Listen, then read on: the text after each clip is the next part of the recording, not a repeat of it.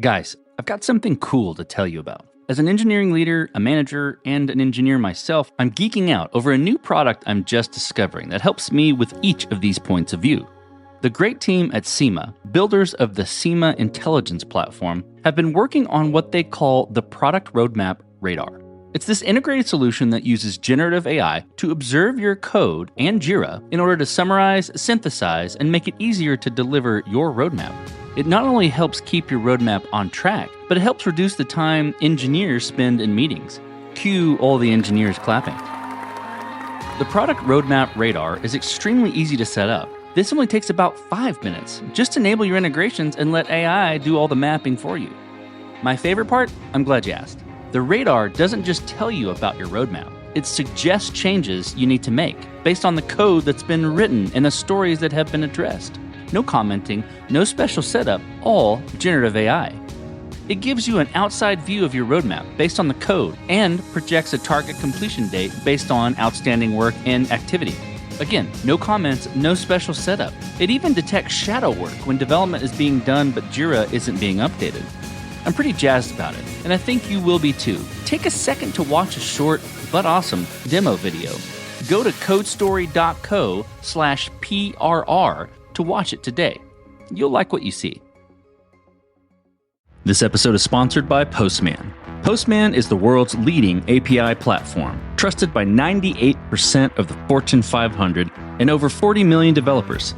Tap into APIs from 18,000 plus companies to power agents that make smarter decisions. Learn more at postman.com/podcast/codestory. This message is sponsored by Melee Search. Today, search isn't just a feature, it's a cornerstone. And Melee Search gives your users the experience they need with lightning-fast performance, full-text search, AI usage, and multimodal capabilities. Melee Search delivers relevant results in less than the blink of an eye. Use the promo code CODESTORY at checkout to get 2 months free at meleesearch.com. That's MEILI search.com. This episode is brought to you by Paddle. Don't settle for less when you can have more, MOR, with Paddle, your merchant of record. Eliminate the headaches of payments, grow your revenue everywhere, and focus on what you do best, building your product. Get more revenue with less hassle at paddle.com. This episode is brought to you by PropelOff. People take authentication for granted, but it's more than how customers log into your product. It's how you manage your relationship with your users. The easiest way to make authentication your advantage is to use PropelOff. PropelOff is more than just functional. It's powerful. With tools like Managed UIs, Enterprise SSO, robust user management features, and actionable insights, PropelOff adapts as your product grows. And the best part? When Auth is effortless, your team can focus on scaling, not troubleshooting. That means more releases, happier customers, and more growth for your business. Save dev time, win over your customers, and propel your business forward with PropelOff. Check them out at propeloff.com. That's PROPELAUTH.com. There is no shortage of decisions to be made in any new product launch. Our key persona for this new product is a SaaS platform, a software as a service, somebody whose primary offer is software. And our goal is to help them embed a seamless payments journey into that for their payments acceptance. And what we realized is that many of these players are novices and they're not able to stitch together those point solutions. They need that all in one. The big piece that we were missing was the actual taking of the risk, the underwriting of the account, issuing the merchant account. And we needed to evaluate how we go about filling this last gap in the point solution so that we can offer all in one. I'm Tiffany Johnson, Chief Product Officer of NMI. This is Code Story, a podcast bringing you interviews with tech visionaries. Spent 6 months moonlighting. There's nothing on the back end. Who share what it takes to change an industry. I don't exactly know what to do Took next. many goes to get right. Who built the teams that have their A back. company is its people. The teams help each other achieve more. I was proud of our team. Keeping scalability top of mind. All that infrastructure was a Yes, pain. we've been fighting it as we grow. Total waste of time. The stories you don't read in the headlines. It's not an easy thing to achieve, mind Took it you. off the shelf and dusted it off and tried it again. to ride the ups and downs of the startup life. You need to really want it. It's not just about technology. All this and more on Code Story. I'm your host, Noah Lappart, and today, how Tiffany Johnson is unlocking your growth potential and innovation by powering every possibility in payments.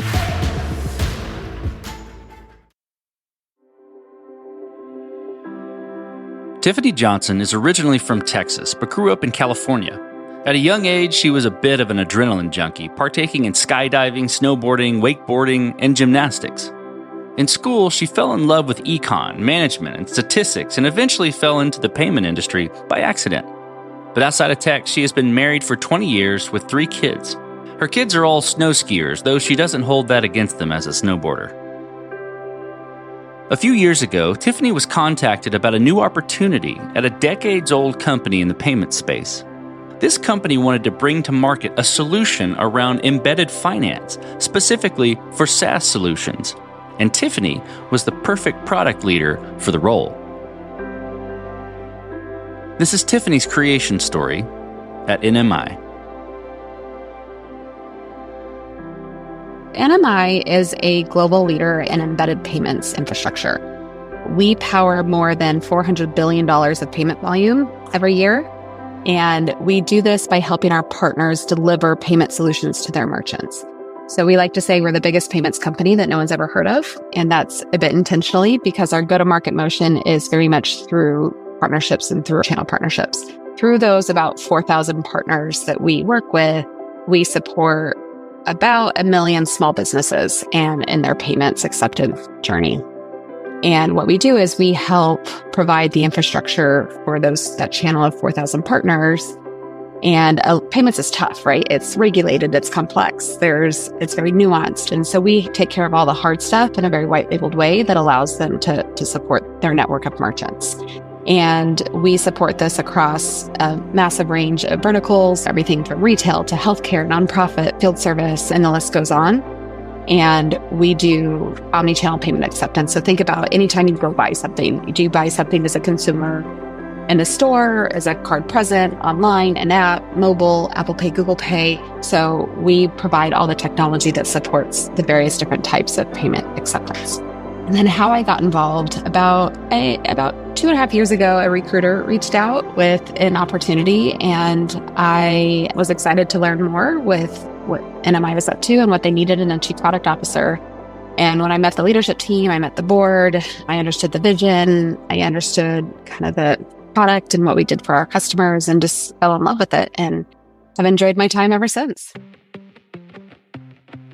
So, typically when I interview folks on the podcast, I'm interviewing kind of SaaS founders or technologists that have built a specific product. But I'm going to ask this question in a way that is particular to how you started with NMI. I'm curious what your MVP was, that first project, that first thing that you had to go tackle when you joined NMI as the CPO. How did you go about it? How did you take it on? And what sort of tools were you using to get it done? Yeah, it's a great question. And I'm glad you asked it in that way because I'm not technically a founder. NMI is a 25-year-old company. I guess the origin story of our very founding product was that we were an e-commerce fraud prevention tool. And then that evolved into the gateway that we are today. But as you pointed out, that far predates my journey here with NMI. So in the more recent years, there's been a number of products. In my role as a chief product officer, we have a number of product managers that are all kind of leading their own MVPs and their own objectives. But the one that I want to talk about here is around our launch of an embedded payments platform that we call NMI Payments. And NMI has always been a leader in various point solutions, everything around accepting payments, underwriting new merchants, managing residuals, and white labeling that whole experience for our partners. And since I've been here as part of this MVP, we've stitched that all together and began offering it as a true all-in-one solution. And it's been a very interesting journey in going from our MVP all the way up to general availability. So let's stay on that launch of embedded finance then. So in how you approach the product and how you went about doing that, you have to make certain decisions and trade-offs, right? You have to decide what you're going to, accept when you launch, or are there certain approaches that you had to make? I'm curious about maybe a handful of those decisions and trade-offs you had to make and how you coped with them. There is no shortage of decisions to be made in any new product launch. And specific to this one, our key persona for this new product is a SaaS platform, a software as a service, somebody whose primary offer is software. And our goal is to help them embed a seamless payments journey into that for their payments acceptance. And what we realized is that many of these players are novices and they're not able to stitch together those point solutions. They need that all in one. And the big piece that we were missing was the actual taking of the risk, the underwriting of the account, issuing the merchant account. And we needed to evaluate whether or not we build by partner and how we go about filling this last gap in the point solution so that we can offer all in one. And we ultimately decided to go through an M&A route. So we acquired a portion of the Sphere commercial business to bring that piece of capability in-house so that we could stitch it together. And we did that because the acquiring side of the equation is a species barrier change from what we were doing historically. From a gateway, it's very much a platform focus, technology first. Whereas with the acquiring piece, that brings in a certain level of operational support and subject matter expertise. And so we went the acquisition route to make sure we didn't just buy the tech, but also a great team of talent and experience.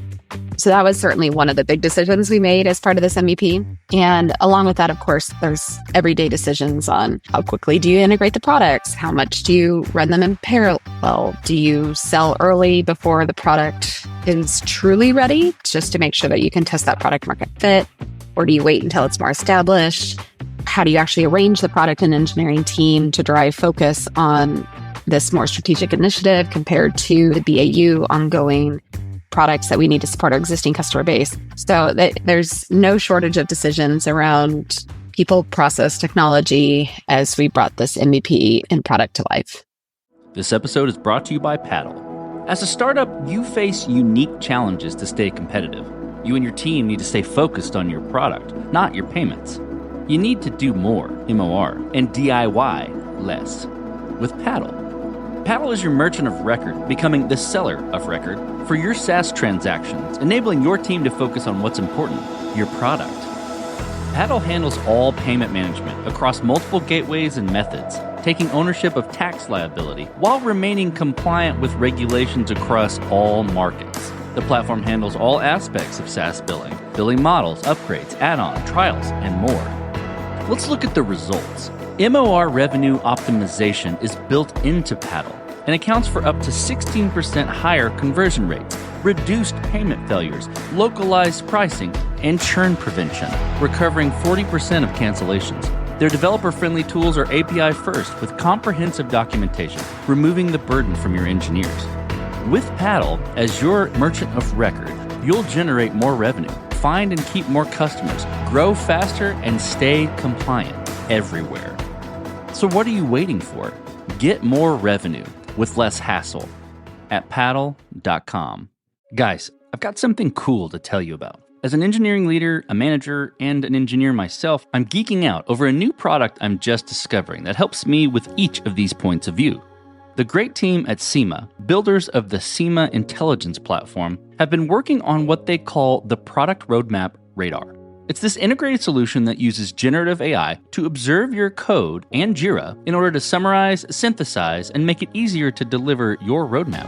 It not only helps keep your roadmap on track, but it helps reduce the time engineers spend in meetings. Cue all the engineers clapping. The Product Roadmap Radar is extremely easy to set up. This only takes about 5 minutes. Just enable your integrations and let AI do all the mapping for you. My favorite part? I'm glad you asked. The radar doesn't just tell you about your roadmap. It suggests changes you need to make based on the code that's been written and the stories that have been addressed. No commenting, no special setup, all generative AI. It gives you an outside view of your roadmap based on the code and projects a target completion date based on outstanding work and activity. Again, no comments, no special setup. It even detects shadow work when development is being done but Jira isn't being updated. I'm pretty jazzed about it, and I think you will be too. Take a second to watch a short but awesome demo video. Go to codestory.co/PRR to watch it today. You'll like what you see. This one's for all you tech founders out there. You know that feeling. You finally come up with the perfect name for your startup. Then you check the .com and it's taken, parked, unused, or priced like rent in Palo Alto. So you settle with extra letters, weird spellings, whatever it takes. But hey, you don't have to compromise, because now there's finally a domain for tech founders like you. I'm talking about .tech domain names. Get the startup name you actually want on .tech. Absolutely no compromises. What's more, you signal to your customers and investors that you're building tech even with your domain name. Isn't that cool? So if you've got a name in mind, search for it now with .tech on a trusted platform like GoDaddy, or visit get.tech/codestory to grab it today. That's get.tech/codestory. This episode is sponsored by Mailtrap, an email platform developers love. Try for free at mailtrap.io. That's mailtrap.io. This episode is sponsored by Postman. APIs are the foundation of reliable AI, and reliable APIs start with Postman. Trusted by 98% of the Fortune 500, Postman is the platform that helps over 40 million developers build and scale the APIs behind their most critical business workflows. With Postman, teams get centralized access to the latest LLMs and APIs, MCP support, and no-code workflows, all in one platform. Quickly integrate critical tools and build multi-step agents without writing a single line of code. Start building smarter, more reliable agents today. Visit postman.com/podcast/codestory to learn more. That's postman.com/podcast/codestory. Let's go from the point now you've got it launched, and I'm curious about how you progressed and matured. This embedded finance solution. I'm curious about, this is going to be your bread and butter. I'm curious about how you built your roadmap, how you went about deciding that, okay, this was the next most important thing to build or to address with this particular solution. We were excited to hear that about 2 weeks ago, NMI was shortlisted for the 2025 SaaS Awards because of this product. We kicked off the initiative. We acquired the company that was a key part of the solution in October of 23. So in less than 2 years, we were able to get something out there live and already winning its first awards, which is really exciting. In terms of how we build the roadmap from MVP to what's next, the product's never truly done. It's more, how do you iterate and keep improving on it? And I would say that we try to identify what are the outcomes that we want to focus and swarm on. Is it more payment volume? Is it easier partner onboarding? Is it faster one-touch applications for the merchants of our partners? And once we rally around what are the biggest jobs to be done, the biggest pain points, the biggest problems to be solved, we fold those into a now, next, later roadmap on what are the ideas that we can do to solution in support of those outcomes. And ultimately, within that, we let data and voice of customer be our guide on what falls into that now, next, or later category. So Tiffany, I'm curious about when you joined the company, there was probably a handful of folks, probably more than that were already on the team. And I assume you probably had to do some hiring as well to build out your team. So I'm curious about how you go about that process of building a team. What do you look for in those people to indicate that they're the winning horses to join you? That was one of the things that really excited me about this role when they brought me in, was I got to build a team. NMI is at the time, 23-year-old company, hadn't really had a mature product management function. We had a couple product managers on the team. We had a designer. I don't think any of them had done product outside of NMI. So they'd come from QA or support or customer success and folded into product because they knew our product. But none of them necessarily had the training of the craft of product management. So it was really exciting to get to build a team around that core group of really smart individuals, but to bring in people who understand both payments as well as the craft of product management. And the importance of that when we're trying to go from scale up to bigger scale up. I don't want to call us a startup because we're more established than that, but how do we build in those frameworks that allow us to scale? from a product team and how do I hire, what do I look for? There's a few frameworks. I look at who are they? Are they smart? Are they adaptable? Can they get stuff done? And then I look, where do they come from? And again, the two pillars, my unicorns have both that payments experience as well as the craft of product management. And when I talk about the craft of product management, it's not just delivering a release note. It's how do you think about how does the consumer learn about it all the way through? How do they use it? What are the KPIs we're using to measure? Is it documented? How does somebody integrate with it? So when I think about product management, it's the whole journey of the customer, not just necessarily the technology piece. So it's the who are they, where do they come from, and then how do they work? And I'm looking for people who are first and foremost customer obsessed. They understand who the customer is, they have empathy, they have the ability to draw out what our customers need. And then they are able to be technology enabled, business minded, they understand where the revenue model comes from, and outcome driven, not just delivering shiny objects because they're cool and interesting, but delivering things that solve real world problems. This episode is brought to you by Propel Off. People take authentication for granted, but it's more than how customers log into your product. It's how you manage your relationship with your users. The easiest way to make authentication your advantage is to use Propel Auth. Propel Auth is more than just functional. It's powerful. With tools like managed UIs, enterprise SSO, robust user management features, and actionable insights, Propel Auth adapts as your product grows. And the best part? When auth is effortless, your team can focus on scaling, not troubleshooting. That means more releases, happier customers, and more growth for your business. Save dev time, win over your customers, and propel your business forward with Propel Auth. Check them out at propelauth.com. That's propelauth.com. This episode is sponsored by Search. In today's digital landscape, search isn't just a feature, it's a cornerstone. And you need a user experience that drives customer satisfaction. You need Search. Search has lightning fast performance, returning answers in less than 50 milliseconds. Yeah, you heard that right. Faster than the blink of an eye. The open source AI search engine is plug and play, so you can get up and running in minutes with smart presets, allowing you to start searching through your data with zero configuration. Search utilizes advanced full-text search and AI, ensuring your results are ultra-relevant with semantic depth. It's multimodal, supporting images, videos, and audio, along with being federated, i.e. searching across multiple data sources. And it's developer-friendly. Whether you're building a content-rich website or enterprise application, Search delivers the experience your users expect and deserve. For a limited time, CodeStory users can get 2 months free. Use the promo code CODESTORY, all one word, at checkout. Just go to melisearch.com and get started today. That's MEILI search.com.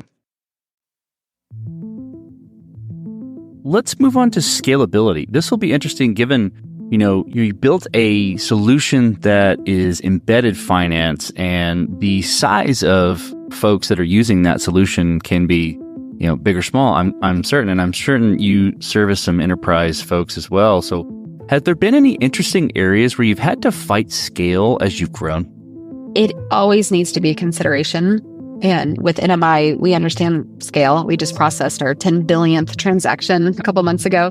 So scale is built into our DNA, but specific to this new product line that we've launched, we felt that it was important to understand where are we going with that North Star? What do we ultimately need to be able to support? Who is our ideal customer profile that we're building towards?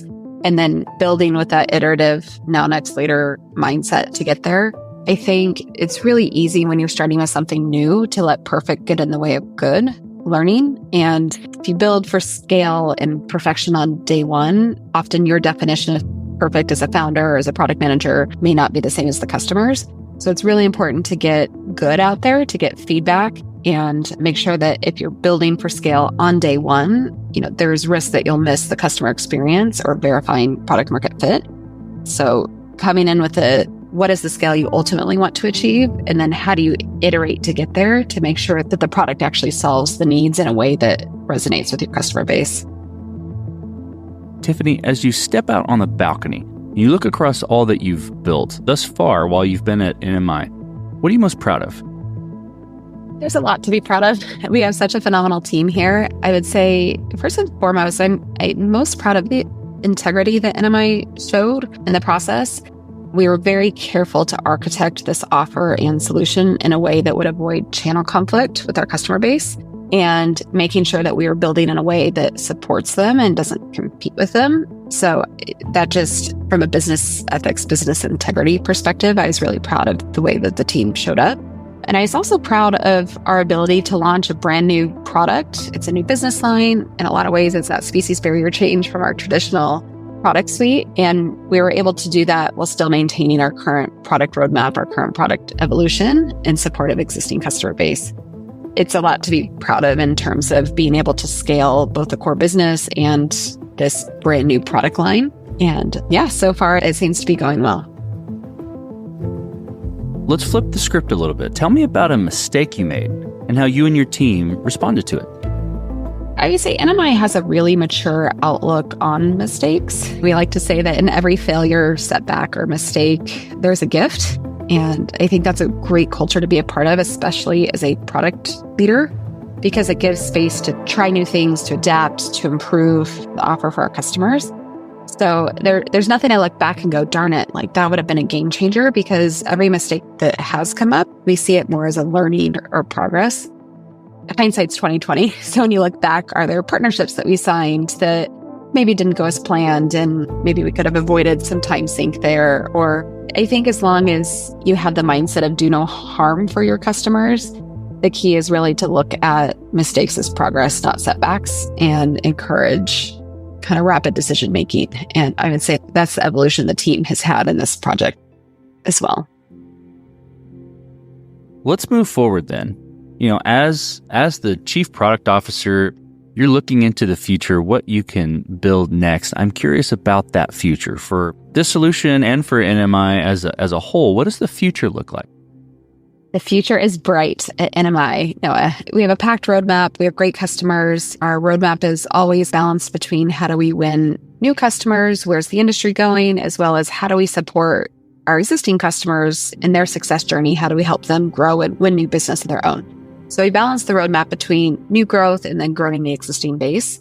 And I would say one of the things we're really excited about now is the addition of a PLG motion, so product-led growth motion, where historically NMI has been very sales-led growth, where new deals come through a sales team and relationships and lots of conversations.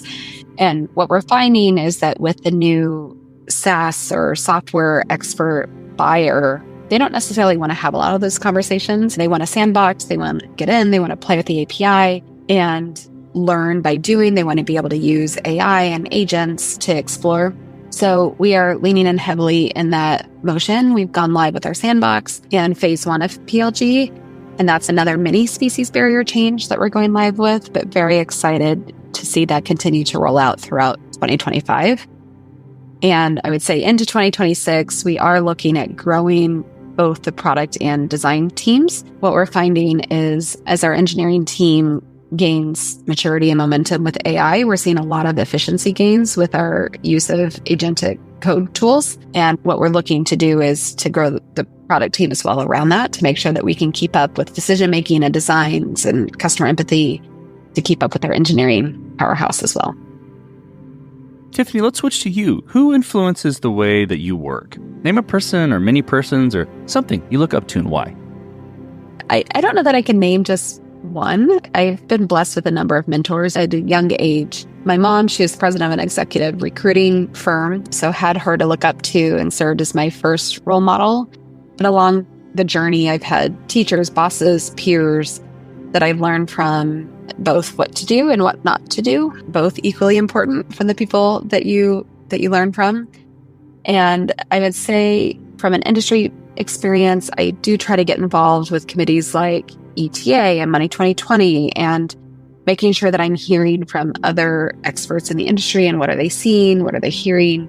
And then from that craft perspective, from the product perspective, I stay involved with organizations like Products That Count, which is a great organization for CPOs and product leaders to get together across different industries and talk about best practices. How are other product leaders learning about things like AI and how we interact. What does that do to your roadmap? And so, yeah, don't know that I could point to just one person or place, but I've pulled little bits and pieces across a number of people that I've worked with over the years. Okay, Tiffany, last question. So you're getting on a plane and you're sitting next to a young builder, entrepreneur, product manager who's got the next big thing ready to go. They're excited about it. They're jazzed. They can't wait to show it off to the world, and they can't wait to show it off to you right there on the plane. What advice do you give that person? Having come into NMI and launched this amazing embedded finance platform, what advice do you want to give them? First, I would listen to their pitch, because there's nothing more contagious than the excitement of a new founder or product manager. But if they did ask my advice, I have 6, maybe 6 too many. I'll go for it. 6 tips. First is fall in love with the problem, not the solution. It's really easy to get enamored with your idea and your brilliance, but it's more important to have relentless empathy and to know your customer better than anyone. So that's the first thing. Fall in love with the problem. The second is build fast, learn fast. I talked about that in one of your earlier questions around building for scale and perfection on day one. And it's more important to have, what's your hypothesis? How do you get that in front of customers? How do you get feedback, adjust and repeat? So build fast, learn fast. And then the third would be probably focus. There's lots of shiny objects, especially when you're new and trying to make the decisions on what is your roadmap. And just remember to not let perfect be the enemy of good. And then next would be a talent magnet. You're not going to know all the answers. You don't need to know all the answers, but you do need to attract people and empower them and encourage them to help you find those answers. And then protect your energy. Whether you're a product manager or a founder, building something new, it's exciting, but it's also exhausting. So make sure that you're taking care of yourself, sleep, exercise, celebrating the small wins, and find your tribe of, whether it's mentors or your peer network, to help keep you going and keep your energy tank full. And then I guess finally would be relentless, be humble, and just know that curiosity and grit is what's going to set you apart. All fantastic pieces of advice. Well, Tiffany, thank you for being on the show today. Thank you for telling your creation story at NMI. Thanks for having me, Noah. It's been a great conversation. And this concludes another chapter of Code Story.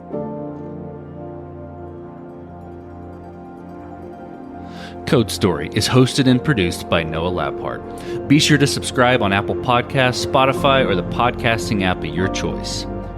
And when you get a chance, leave us a review. Both things help us out tremendously. And thanks again for listening.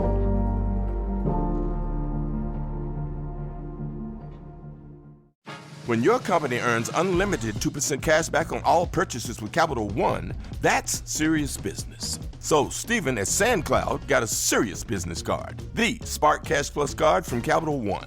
We used our 2% cash back to help build our retail presence. Savvy, Stephen. And we get big purchasing power, so our business can spend more and earn more. The Spark Cash Plus card from Capital One. What's in your wallet? Terms and conditions apply. Find out more at CapitalOne.com/SparkCashPlus.